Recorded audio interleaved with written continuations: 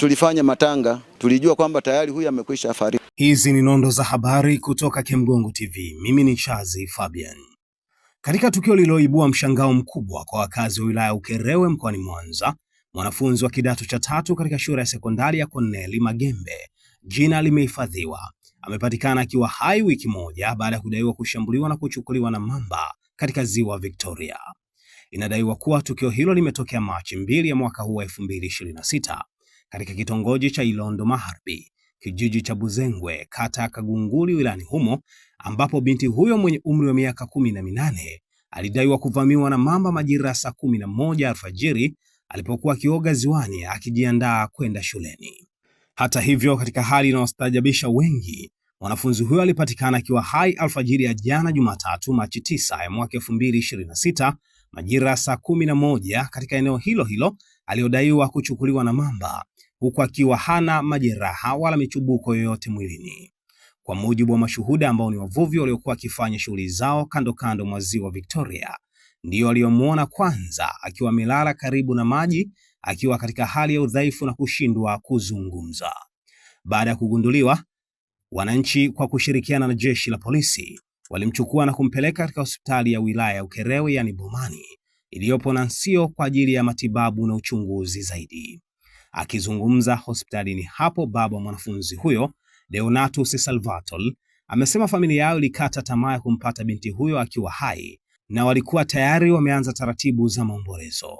Salvatore amesema baada ya juhudi za kumtafuta kwa muda mrefu bila mafanikio, familia kwa pamoja na jamii yao waliandaa msiba ambapo huduma zote za maombolezo zilifanyika kama ilivyo desturi katika jamii hiyo. Ile alfajiri saa 11 tunakuja kuamshwa na wavuvi kwamba amkeni, binti yako amepatikana. Tuliposhuka kwenda ziwani tukakutana nao kwenye njia panda unaelekea ziwani. Basi tukamshika tukaja naye nyumbani. Tulipofika pale nyumbani, mkusanyiko wa watu ulikuwa ni mwingi sana. Watu walikuwa wameshapigiwa simu kwamba yule mnayemtafuta amepatikana. Tukaamua sasa twende uwanjani. Tulipofika uwanjani watu walizidi zaidi. Na ndipo ulipotolewa ushauri kwamba hapana, hili swala liko kisheria zaidi, tunatakiwa twende polisi ili baadaye huyu aje aendelee na matibabu yake. Waliomkuta pale walimkuta amelala. Sasa mmoja alikuwa amepita nchi kavu na wengine walikuwa wanatembelea ufukoni na mtumbwi. Walipomulika tochi ndo wakagundua kwamba kuna mtu hapa.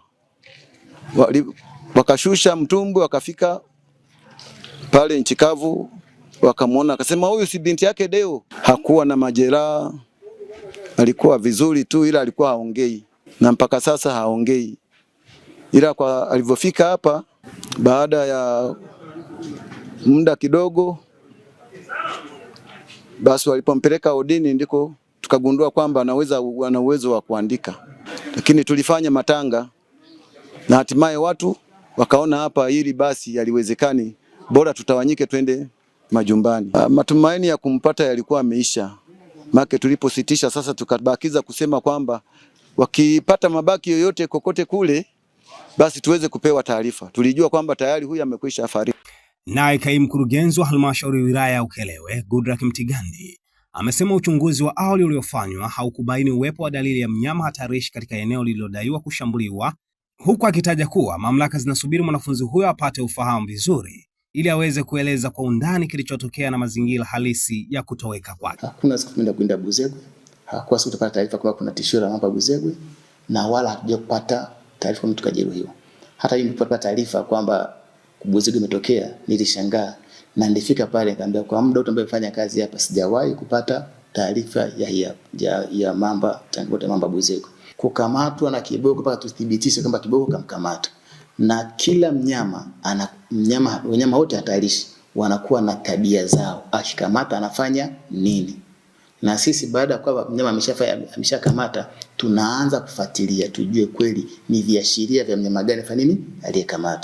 Sikiliza, unataka kujenga nyumba imara kwa bei nafuu? Karibu Kemgongo Hardware. Tunaopatikana Dodoma karibu na ofisi ya kata ya Mchuka, mkabala na barabara ya lami ya kuelekea Mvumi. Sisi Kemgongo Hardware tunauza vifaa vyote vya ujenzi, kuanzia saruji, nondo, mabati, rangi hadi matofali. Matofali yetu sasa yanapatikana kwa saizi zote kama vile inchi 5, inchi 6, yakiwa katika hali ya uimara na yenye ubora kwa bei nafuu zaidi ya soko. Iko hivi, Kemgongo Hardware ndio sehemu sahihi kwa ujenzi wako wa ndoto. Wasiliana nasi kupitia simu namba 0750694276 ama 0653611722.